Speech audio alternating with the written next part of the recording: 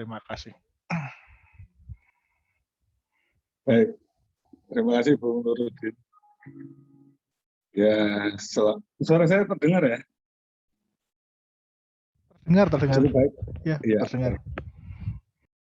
Terima kasih, saya tersanjung ini diundang oleh teman-teman Circles Indonesia, ya Bung Dimas, Bung Nurudin, dan lain semuanya. Saya kira setuju, semoga semua teman-teman selalu diberkahi dengan kesehatan, terutama di masa pandemi ini. Luar biasa ini, varian Deltanya ini. Kami juga melakukan, saya juga cukup intens mengikuti. Nah, nanti sebagian ada irisannya juga dengan yang akan kita bahas hari ini, sore ini. Jadi sedikit mungkin sebagai perkenalan, saya kebetulan saat ini di DJSN, Dewan Jaminan Sosial Nasional. DJSN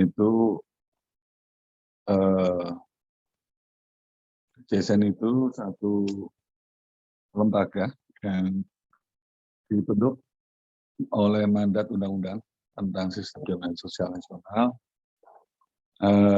dan kami memang terdiri dari 15 orang, ada perwakilan dari pemerintah, ada perwakilan dari pekerja, ada pemberi kerja, dan ada juga dari tokoh atau unsur ahli. Saya kebetulan yang terakhir, dan 15 orang ini mungkin bahasanya mewakili tripartite plus gitu ya, organ-organ penting dari sistem jaminan sosial kita.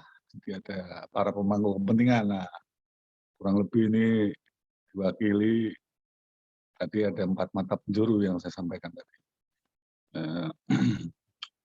Di DJSN ini sendiri saya kebetulan saat ini mulai dari tahun ini diminta juga untuk ikut ngemong gitu di komisi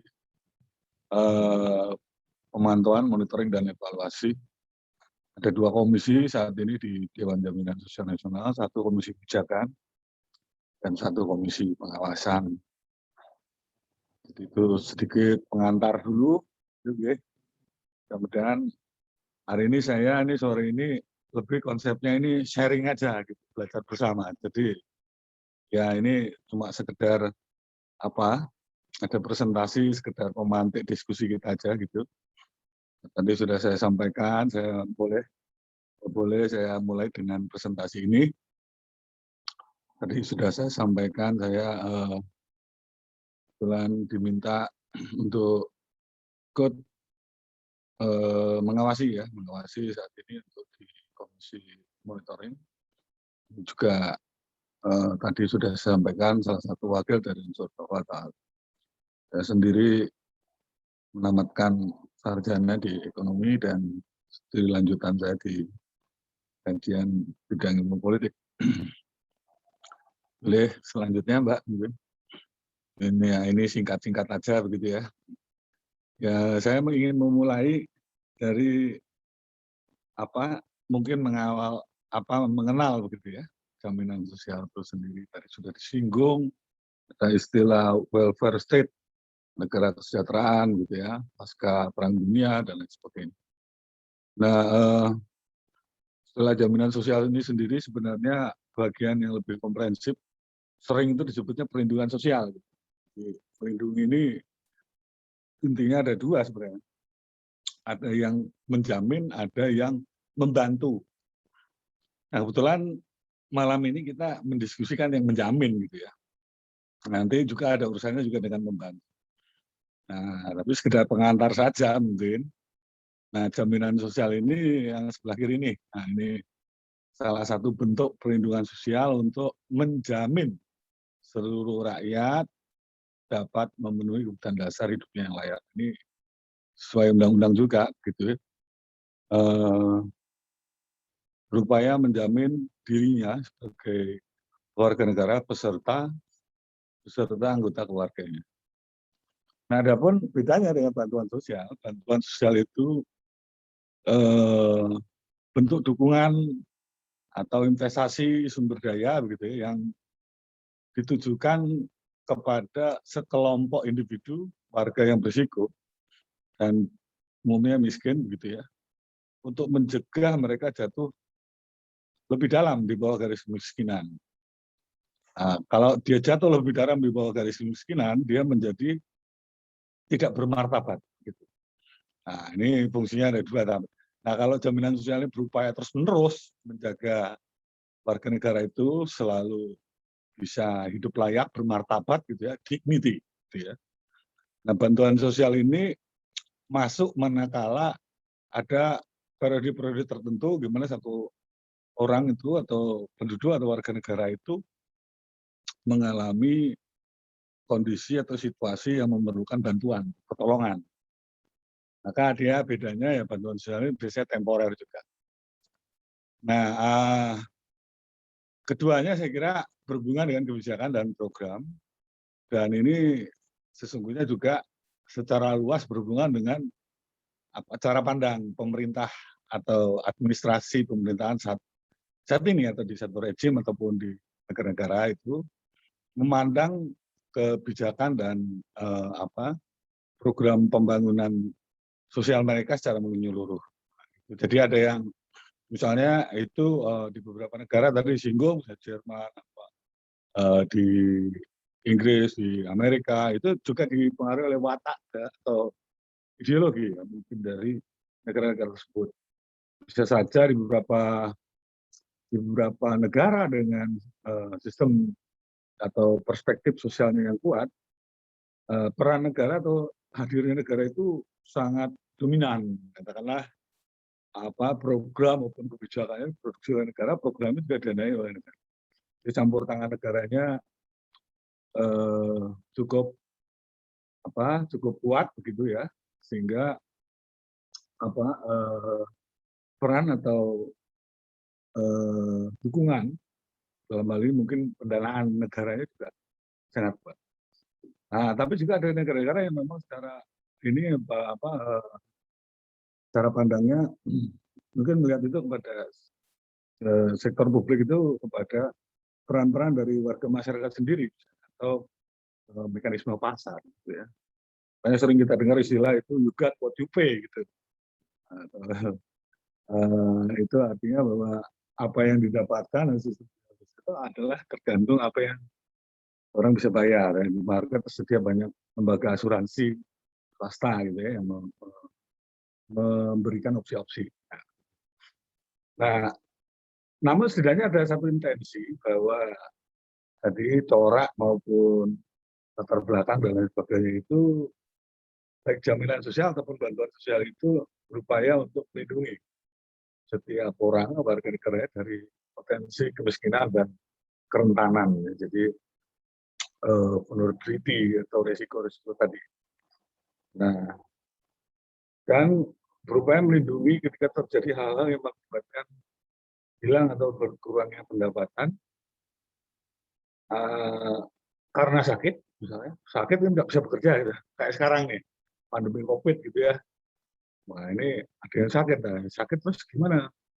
Tidak bisa bekerja, tidak punya income, lain-lain ke kemana-mana. Tapi juga ada yang karena mengalami kecelakaan, misalnya kecelakaan kerja ya, bekerja melalui kecelakaan kerja, nah itu gimana? Nah, ada pula yang dia memasuki usia non produktif atau lanjut usia lah, katakanlah begitu ya, lansia. Sekarang ini kan kalau usia pensiun gitu ya, itu kan sudah dinamis gitu ya, berubah setiap tahun, ada yang 60, 61, 62. Nah itu tiap tahun tuh ada upaya untuk menaikkan usia pensiun, katakanlah begitu. Katakanlah kita pukul rata aja lah 60 gitu, kalau sektor private atau swasta 55 gitu. Nah terus bagaimana security income-nya untuk membuat dia bermartabat, untuk membuat dia layak, untuk membuat dia punya human dignity dan lain sebagainya itu. Nah ini juga intensi yang lain yang sebenarnya didorong oleh dua upaya baik jaminan maupun bantuan sosial. Nah, yang kelima, saya kira atau yang terakhir, baik jaminan sosial maupun bantuan sosial maupun kebijakan hingga intensinya ini senantiasa dinamis. Nah, dinamis itu berubah dari waktu ke waktu, gitu ya.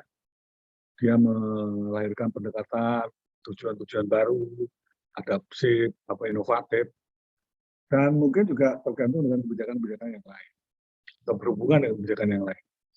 Nah, contohnya misalnya, contoh. Nah, Indonesia ini bagaimana mendayagunakan bonus demografi, gitu ya. Ada bantuan vokasi, gitu ya, vokasi. Gitu. Tapi juga nanti dengan jaminan sosial ini yang keenam nih, yang namanya jaminan kehilangan pekerjaan, misalnya gitu ya. Nah ini juga dinamis, tapi itu juga lahir dari proses perkembangan kemajuan negara ini ya, gitu ya. Itu juga ada mungkin selain perkembangan employment juga pertimbangan otomatisasi. Banyak pekerjaan-pekerjaan itu semakin diganti oleh mesin atau robot gitu ya. Terus manusianya ngapain? Nah, lapangan pekerjaannya banyak yang digantikan oleh itu. Nah, idealnya manusia itu harus lebih tinggi martabatnya daripada robot ini, artificial ya. Jadi apakah misalnya gitu ya, robot itu atau mesin itu bisa menunjang kualitas hidup manusia kan? Nah, manusianya terus ngapain ya? Ini apakah dalam satu pasar kerja misalnya sama, apakah ada bentuk perlindungan terhadap yang tengah bekerja, gitu ya, yang akan kehilangan pekerjaan gitu gara-gara digantikan ini, atau yang sedang akan mencari pekerjaan. Nah itulah makanya ada pentingnya bantuan sosial ya, vokasi itu yang yang satu itu yang di namanya jaminan prakerja itu, kartu prakerja, maaf. Nah itu kartu prakerja, tapi juga dikomplementari kemudian dengan Undang-Undang 11 ya, terutama ya Undang-Undang tentang Cipta Kerja juga ada yang mengenalkan program ke-6 dari program jaminan sosial itu adalah jaminan kehilangan pekerjaan. Jadi ketika orang harus terpaksa dipecat atau di PK dan sebagainya, dia boleh mendapatkan dari dua itu, ada dua skema yang paling utama, yaitu ya bantuan keuangan pada periode tertentu sampai dia mendapat pekerjaan baru, dan juga training atau vokasi. Nah, itu saya kira contoh dinamisnya dari lini masa gitu ya, sosial di Indonesia maupun di beberapa negara yang lain. Nah ini di beberapa negara yang lain juga ada misalnya nanti mungkin dalam beberapa slide yang lain akan saya singgung juga misalnya dinamisnya misalnya bahwa ini kita perlu perhatian lebih banyak kepada pekerja perempuan atau katakanlah anak-anak gitu ya. Ya misalnya Indonesia ini kan ada program stunting gitu ya, itu sifatnya masih program pemerintah dan beberapa sudah mulai menargetkan melalui integrasikan di program keluarga harapan dan lain sebagainya. Tapi di beberapa negara yang lain misalnya dia menjadi jaminan. Saya children benefit gitu, children benefit. Jadi supaya tidak malnutrisi dan lain sebagainya dia dikunci di program. Oke, saya kira itu sedikit pengantar ya. Saya kira sudah teman-teman bisa mulai agak memahami dengan lebih garisnya begitu ya, lebih jelas ya, antara jaminan sosial dan bantuan sosial gitu ya. Nah, adapun menurut sistem jaminan sosial nasional kita, Undang-Undang Nomor 40 ini memang lebih tegas lagi disampaikan bahwa sistem jaminan sosial nasional kita ini adalah satu cara penyelenggaraan jaminan sosial untuk memberikan kepastian perlindungan dan kesejahteraan bagi seluruh rakyat Indonesia. Tujuannya tadi memberi jaminan terpenuhnya kebutuhan dasar hidup yang layak, jadi human dignity bagi peserta dan atau anggota keluarganya.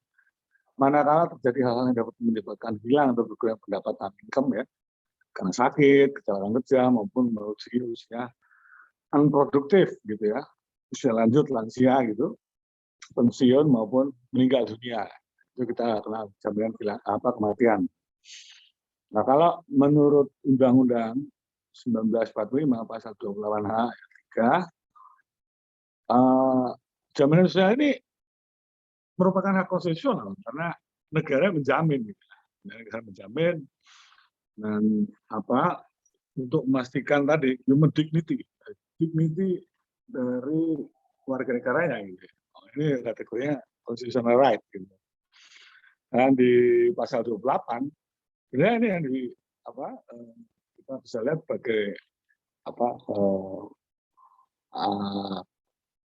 kewajiban, gitu ya, kewajiban atau kalau ada constitutional right, ada obligation, gitu ya, constitutional obligation. Jadi artinya dari perspektif right based, gitu ya. Nah, obligasi itu yang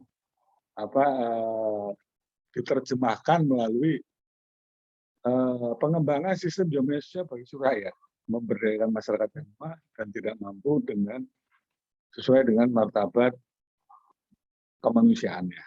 Dan inilah ada satu sisi ada rights, gitu ya, di sisi yang lain obligation, state obligation. Nah, adapun dari terjemahan konstitusional itu kemudian di Undang-Undang 40 2004 secara spesifik pasal 2 dan 3 itu diatur lanjut bahwa asas kemanusiaan, ya, human right, human dignity, ini berkaitan dengan penghargaan terhadap martabat manusia. Jadi, tadi yang saya sudah singgung, human dignity. Saya kira ajaran Kristen, ajaran Katolik, ya, ajaran agama-agama yang lain sangat menghormati. Saya kira mirip, gitu ya, termasuk pada liberalisme juga. Intinya adalah bagaimana bisa terpenuhi kebutuhan dasar hidup yang layak bagi setiap peserta dan atau anggota keluarga. Jadi dibilang itu terjemahan tadi constitutional right dan state obligation itu diterjemahkan seperti ini. Nah, lebih begitu ini yang menjadi philosophical background atau landasan filosofi dari sistem jaminan sosial nasional ini. Selanjutnya saya kira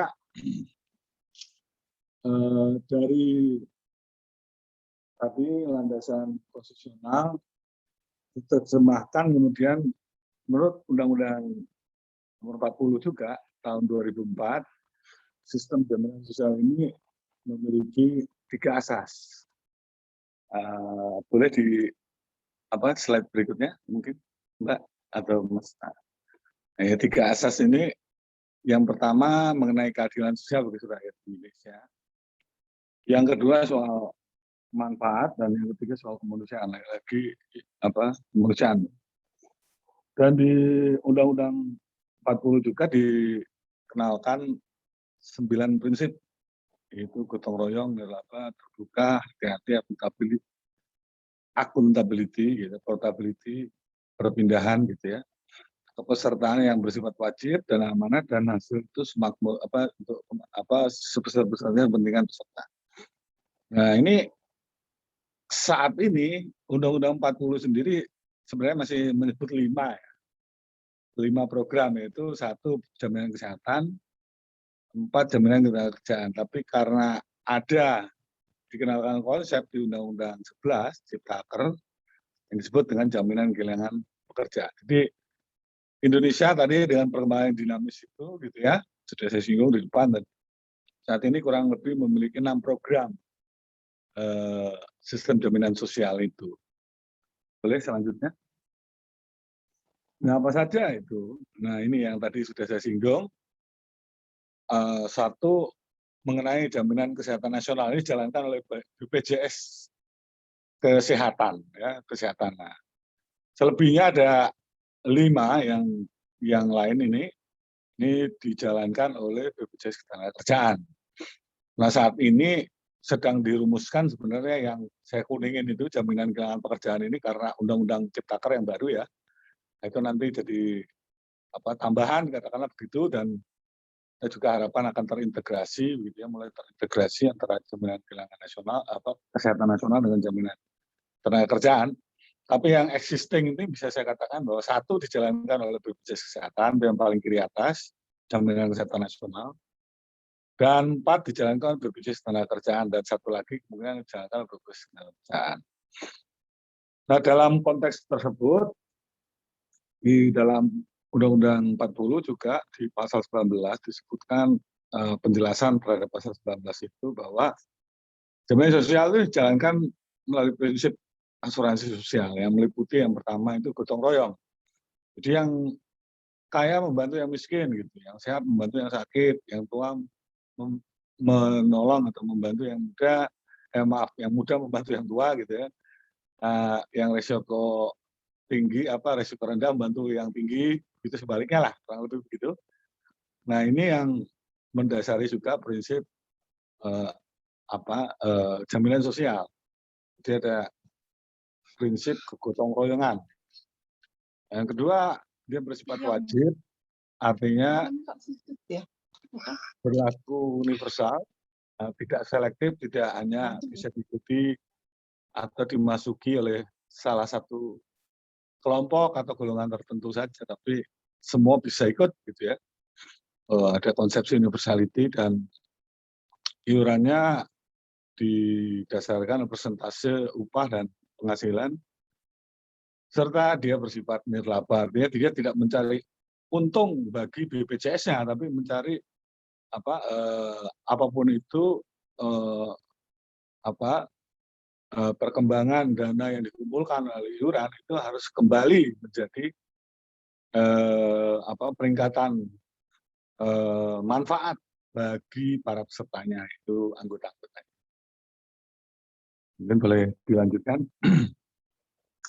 Nah oke, saya kira itu tadi sudah cukup ya sebagai pengantar. Sekarang mungkin sedikit pandangan melihat gitu ya, helikopter view terhadap apa yang ada tadi, sudah diimplementasikan terhadap apa yang existing gitu. Nah saat ini mungkin yang menjadi tantangan, saya ringkas saja bahwa jaminan sosial itu memang masih fokus ke kerja-kerja formal gitu. Kelompok umur dan siklus kehidupan atau waktu kehidupan yang juga produktif, katakanlah begitu ya.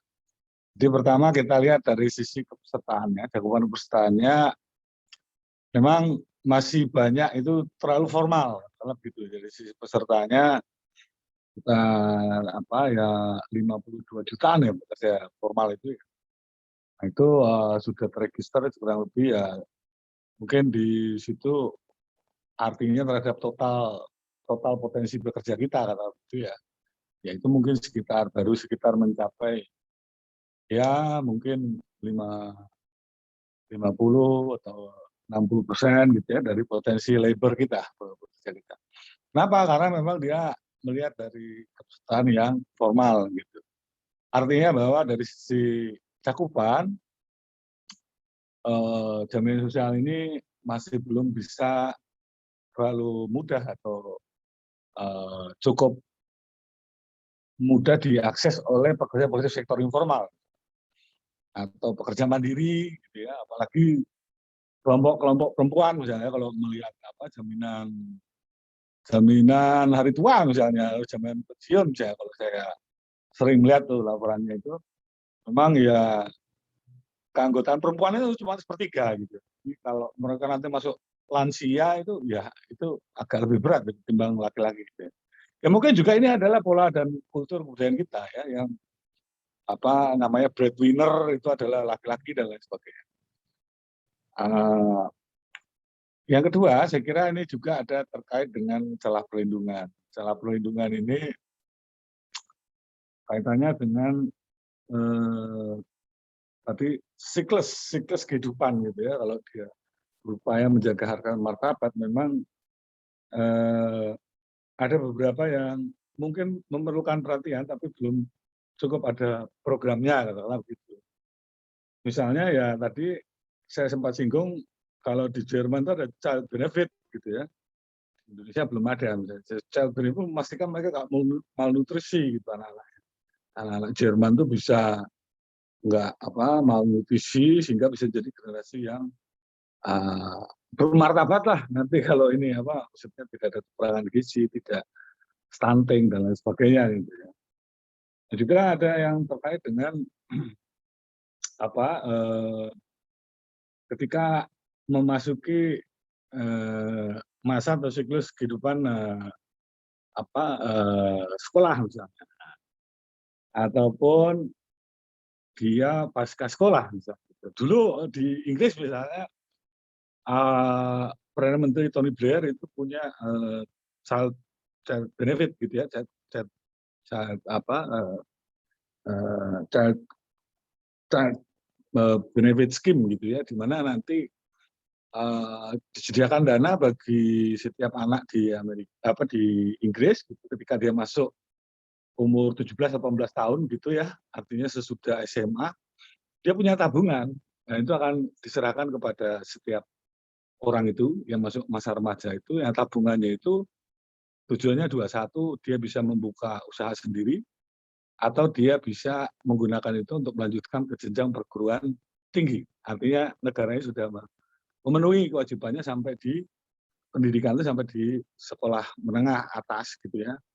Nah, berikutnya itu merupakan, mungkin komplementari. Nah, jadi sehingga dibantu dengan atau child benefit scheme ini gitu di masa, Perdana Menteri Tony Blair gitu, sehingga anak-anak muda Inggris itu tetap bisa bermartabat gitu ya, punya tabungan gitu, either mau membuka lapangan usaha baru ataupun dia mau melanjutkan sekolah katakanlah begitu.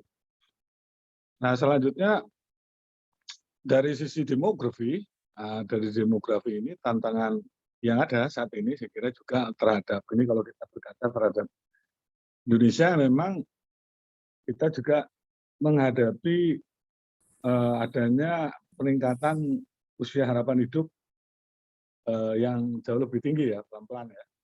Dan ini juga sejalan saya kira dengan apa yang terjadi di berbagai negara. Artinya apa? Kalau bisa dikatakan, artinya bahwa, eee, bisa diproyeksikan mungkin tantangan global kita ini ke depan ini adalah, penuaan atau ke demografi gitu ya. Secara global itu usia, orang-orang yang lebih berumur usia lanjut akan mulai bertambah begitu, dibandingkan misalnya nanti kepada usia yang produktif. Nah, artinya apa? Secara spesifik sebenarnya adalah kemampuan atau daya dukung dari sistem jaminan sosial, terutama misalnya gitu ya, misalnya, jaminan pensiun gitu ya, sejauh mana misalnya, eee, manfaat yang akan dibayarkan kepada setiap peserta yang masuk usia pensiun itu cukup disupport oleh iuran, peserta yang masih produktif. Nah itu, kurang lebih begitu. Nah, karena yang usia tuanya tambah banyak gitu ya, yang usia produktifnya tetap atau, di masa pandemi ini kan banyak yang berkurang gitu ya. Maka tentunya itu kan katakanlah membuat, proporsi itu akan menekan begitu ke kemampuan jaminan sosial. Nah, yang berikutnya yang keempat saya kira terkait juga, dengan pasar tenaga kerja kita ini, di mana penyerapan angka, angkatan kerja muda ya 15 sampai 24 tahun dan apa, kemudian mereka memasuki lapangan kerja formal, ini memang juga menjadi tantangan di Indonesia ini. Lagi-lagi kalau kita pakai aja data BPS gitu ya, BPS yang tahun 2020 aja deh, pandemik 1 tahun misalnya gitu. Temuannya kan sebenarnya, itu cukup menarik bagi saya. Jadi 3 dari 5 pekerja kita, itu saat ini, menjadi pekerja informal. Jadi kita cukup berat nih ditekan oleh yang namanya pandemik, banyak yang di PHK gitu ya. Nah, pertanyaan mereka pindah kemudian dari sektor formal ke sektor informal. Sehingga pekerja sektor informal kita sekarang 60-an%, lebih besar daripada sektor formal kita gitu. Nah, ini sementara di waktu yang sama kita memproduksi juga orang-orang yang lulus sekolah gitu. Lulus sekolah gitu ya, masuk lapangan kerja sulit karena lapangan pekerjaan digantikan oleh mesin gitu, oleh robot, otomatisasi dan lain sebagainya. Akhirnya mereka juga geser ke informality. Informality itu baik yang YouTuber apa segala macam lah gitu. Yang memang paling hukumnya itu rata-rata belum cukup ramah terhadap jaminan sosial. Ada yang jadi apa itu transportasi dalam daring itu yang dalam ini daring itu ya kayak apa itu transaksi online atau dan lain sebagainya itu memang tidak terikat dalam satu hubungan kerja yang formal. Pertama begitu. Nah, lainnya adalah juga masalah ekonomi digital, gitu ya. Nah, ekonomi digital ini juga tadi sudah saya sedikit singgung, juga mempengaruhi terhadap pola kerja, waktu kerja, perjanjian kerja, termasuk ya tadi jaminan-jaminan yang memang dikenal dalam hubungan kerja sebelumnya, misalnya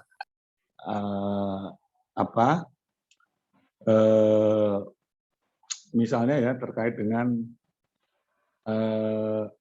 PHK, kemudian terkait dengan jaminan hari tua dan lain sebagainya itu. Mungkin di kelompok-kelompok yang bekerja di sektor ekonomi digital saat ini ya belum ada itu perlindungannya itu.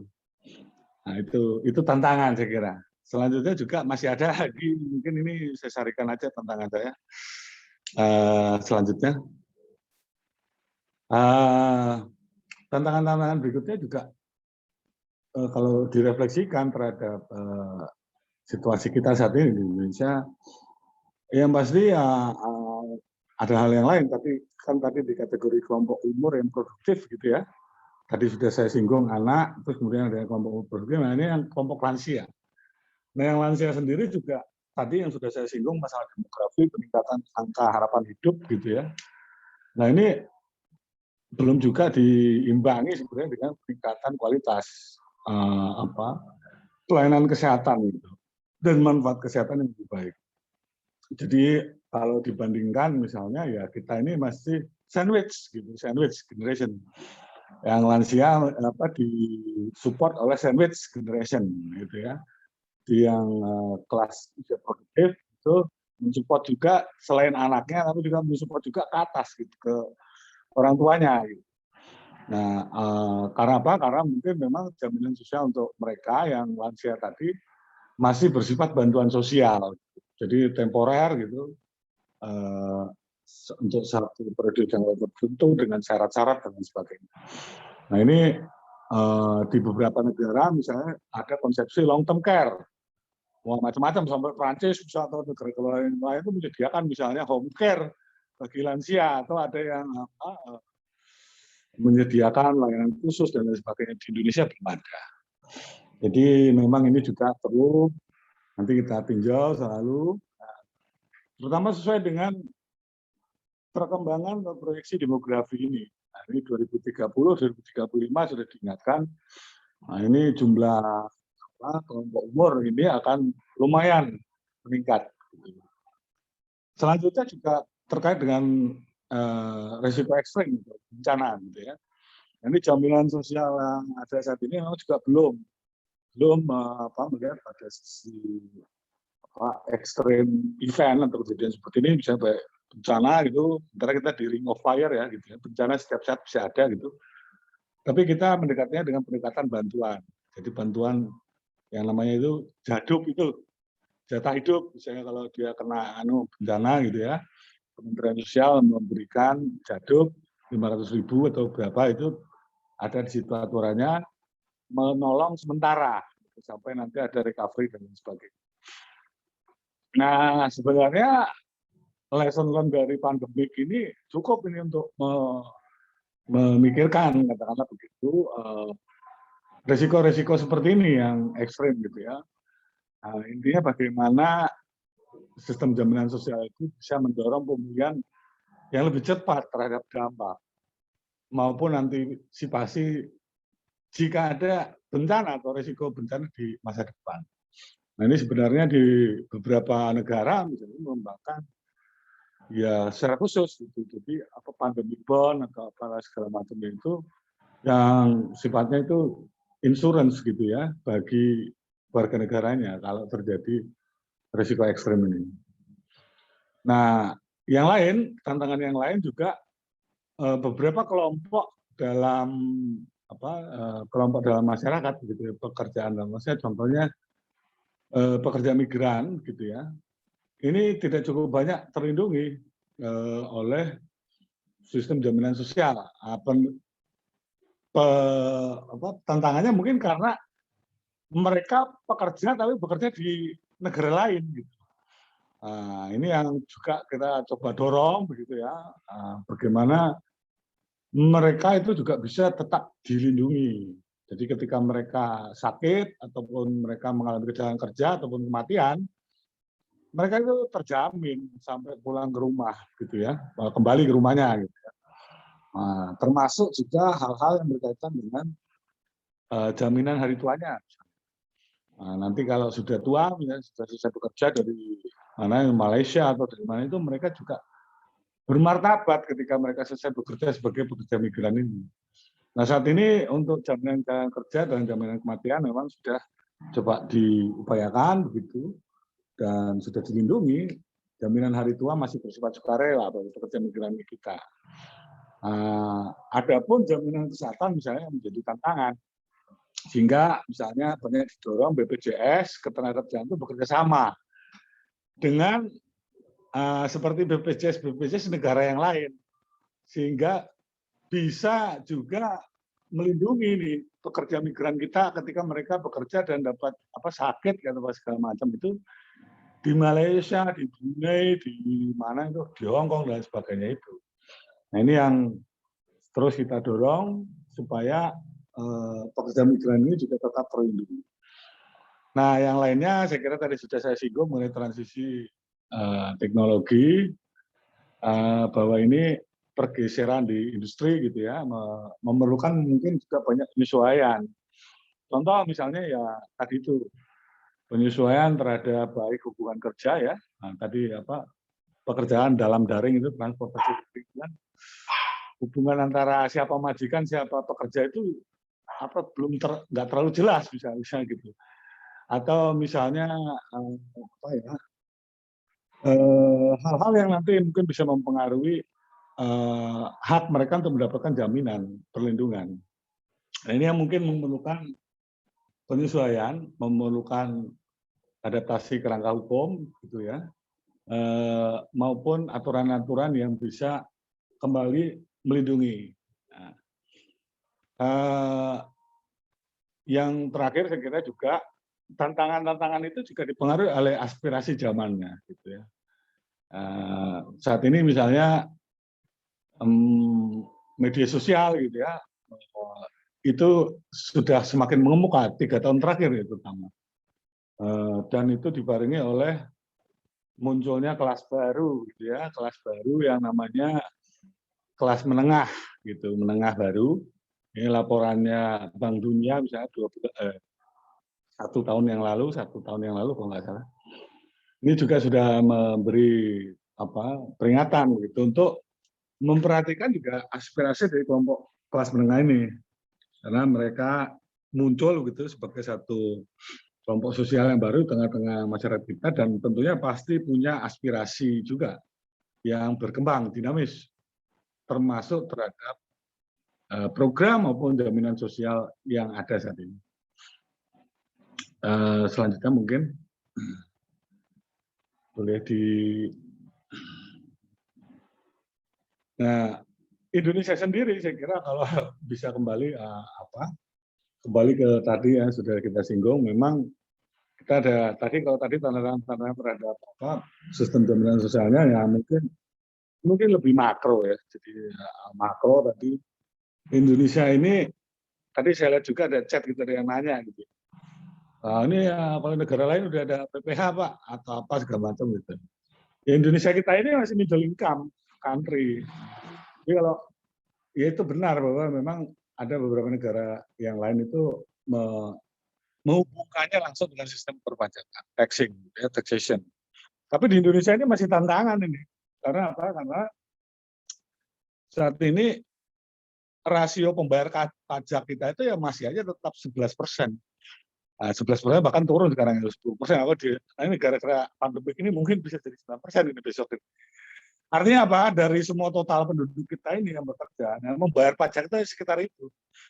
Nah, artinya dia itu jauh sekali misalnya kalau dibandingkan negara seukuran Indonesia lah misalnya yang middle income Meksiko atau nggak usah pakai ukuran OECD lah, itu misalnya 34% misalnya gitu ya. Udah yang negara sebaya aja lah kayak Singapura atau apa yang ada dekat-dekat gitu, 24% atau 27%. Nah di Indonesia ini belum 11%. Nah, gimana mau jadi menopang gitu ya, perpajakan menopang itu ya. Kita ini registrasi bayar pajaknya itu belum sebagus yang ada di negara middle income yang lain. Meskipun Indonesia ini G20. Jadi ya memang itu tantangan kita bersama, saya kira bagaimana rasio pajak itu bisa pelan-pelan itu semakin meningkat sehingga hubungan antara perpajakan dan social benefit itu memang agak lebih linear gitu.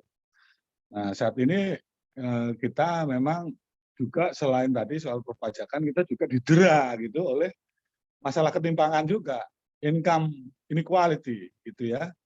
Jadi ketimpangannya kita terlalu lebar, ini problem makronya kurang lebih begitu. Dan pandemik misalnya memundurkan capaian Gini rasio kita 4 tahun ke belakang setback. Kalau pengurangan kemiskinan kita 3 tahun ke belakang setback, gara-gara pandemik ini.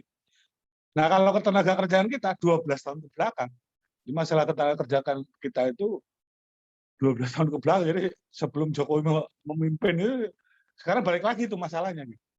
Jadi angka ketenaga kerjaannya yang rendah misalnya gitu ya, tingkat penganggurannya yang tinggi, itu setback kayaknya gara-gara pandemik ini. Nah, dan problem persisten, tantangan juga persisten itu maksudnya terus-menerus gitu ya. Kita juga kemarin itu cukup banyak didera oleh belanja sosial kita yang rendah ya. Misalnya 5 tahun terakhir itu ya kita belanja sosialnya itu 5%-an aja terhadap PDB. Nah, ini ya juga ini pelan-pelan kan sekarang sudah mulai meningkat, misalnya apalagi gara-gara pandemi gitu ya, belanja sosial ini terutama kesehatan dan perlindungan sosial itu pelan-pelan mulai naik gitu. Nah, sehingga ada hubungan yang lebih lebih dekat katakanlah begitu antara tadi kemakmuran misalnya pajak dan jaminan sosial. Nah, saat ini kita gotong royong, gitu. Kita gotong royong, saling mensupport gitu ya. Dan taxation gitu ya, beverage model itu taxation, jadi kita masukkan aja dalam pajak itu masih belum bisa karena 11%, ya memang 11% itu rasio pajaknya. Nanti terus yang the rest-nya itu berarti berapa persen ya? 11% sekitar 89 ya, 79% itu gimana itu caranya mengelola pajak itu? Nggak bisa, nah, mereka nggak register pajak. Yang kedua saya kira persisten challenge juga secara makro, ya karena kita ini masih tadi yang saya singgung eksklusif gitu ya kepada pekerja sektor informal. Nah, ini pelan-pelan, ini Pak Presiden juga inginnya semakin lebih banyak menjangkau pekerja sektor informal. Jadi Presiden bulan Maret lalu sudah menerbitkan instruksi Presiden optimalisasi instruksi Presiden nomor 2 tahun 2021 mengenai optimalisasi jaminan perlindungan ketenagakerjaan. Jadi diharapkan bisa pelan-pelan itu dicakup termasuk terutama sektor informal ini. Nah, yang lain saya kira tantangan yang cukup persisten, saya kira ini terkait dengan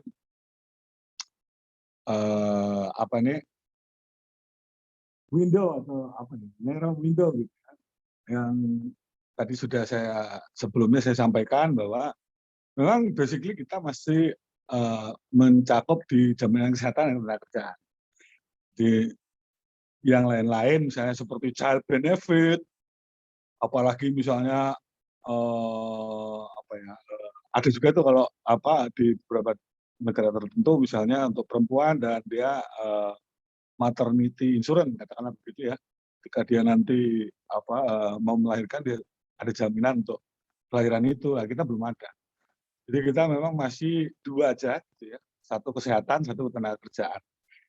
Nah, yang saat ini itu memang kalau ini istilah saya ini blended gitu. Jadi memperlakukan jaminan sosial pun masih sebenarnya seringkali dicampur dengan bantuan sosial. Contohnya apa? Jaminan kesehatan nasional itu sudah mulai mencakup kalau nggak salah itu 82% penduduk ya, sekitar terakhir 82 atau 84%, artinya sekitar 240-an juta gitu ya. Nah, tapi yang diregistrasi melalui bantuan sosial dalam hal ini adalah penerima bantuan iuran yang iurannya dibayar oleh APBN gitu ya. Itu sekitar 96 sampai 98 juta. Nah, jadi hampir hampir setengahnya itu didanai melalui program bantuan sosial. Nah, ini ya juga ini disebut blended gitu. Jadi dia itu masih blended antara jaminan sosial dengan bantuan sosial. Selanjutnya mungkin nah ini kalau diringkas, lalu apa yang perlu kita sama-sama cermati lah katakan gitu, sama dorong sebagai warga negara kepada negara yang kita cintai ini. Saya kira ini juga sejalan dengan pemikiran pemerintah dan presiden di 2019 gitu, misalnya presiden sudah mencanangkan reformasi kesehatan nasional, memperkuat perlindungan sosial kita gitu ya. Yang saya coba bisa rumuskan mungkin ada 3 hal. Yang pertama melakukan lebih, jadi mungkin memperluas sistem jaminan sosial yang ada saat ini. Dari siklus kehidupan ini ada gambar ini yang menarik di kanan atas nih. Ini siklus yang selalu dipresentasikan oleh Pak Menko ini, Pak Muhadjir Darwin. Nah, kalau bisa diperbesar boleh nggak ini, Mbak Panitia atau Mas Panitia? Nah, itu diperbesar di daerah kanannya aja gitu, ditarik. Ya, itu kan ada, mungkin besarin lagi dikit ya, itu ada kelihatan dimensinya gitu. Nah, dibesarin 150 mungkin ya. Ya, itu ditarik ke kiri. Nah, ini kan bisa kelihatan. Nah, ini siklusnya itu ada dari prenatal gitu ya, sampai dia masuk sekolah gitu, SD, SMP. Nah, ini presentasinya Pak Menko nih. Pokoknya dia selalu menggunakan ini. Gitu. SD, SMP, sampai kuliah, terus bekerja, kemudian masuk usia lansia, harus mati. Gitu. Ini siklus gitu ya. Nah, siklusnya kita memang masih sangat fokus di yang namanya ketika dia bekerja gitu ya, produktif gitu ya. Dan sudah ada juga yang sebenarnya ketika dia masuk usia lansia gitu. Tapi anak-anak memang masih jauh, belum gitu katakanlah gitu ya. Atau yang tadi yang seperti kasusnya Inggris misalnya, children benefit-nya di Inggris zamannya Tony Blair, ketika dia remaja akan memasuki perguruan tinggi atau dia memilih bekerja itu sebenarnya belum. Jadi memang mengisi wilayah-wilayah ini ataupun misalnya yang anak-anak itu stunting itu problemnya itu jelas gitu ya. Kalau di Jerman itu ada program jaminan khusus itu untuk anak-anak itu balita dan supaya mereka itu nggak stunting, nggak gizi buruk, nggak membebani nantinya. Sebenarnya pemikiran itu membebani nantinya menjadi generasi yang poor atau berisiko gitu. Mereka diberi jaminan. Gitu. Nah ini yang di kita masih kebanyakan disupport melalui jalan-jalan atau program-program bantuan sosial. Saya kira itu sebagai pengantar, saya kira cukup begitu ya, Bung. Saya kembalikan, saya nggak mau berpanjang lebar, saya kira kita berdiskusi bersama aja lah apa yang bisa kita lakukan bersama-sama gitu untuk memperbaiki ataupun meningkatkan atau memperluas begitu jaminan sosial kita ini milik kita bersama. Gotong royong tadi sudah disebut, yang kaya membantu yang miskin, yang sehat membantu yang sakit, yang muda membantu yang tua dan sebagainya. Itu dalam prinsip itu semakin kuat. Demikian sebagai pengantar, terima kasih, saya kembalikan.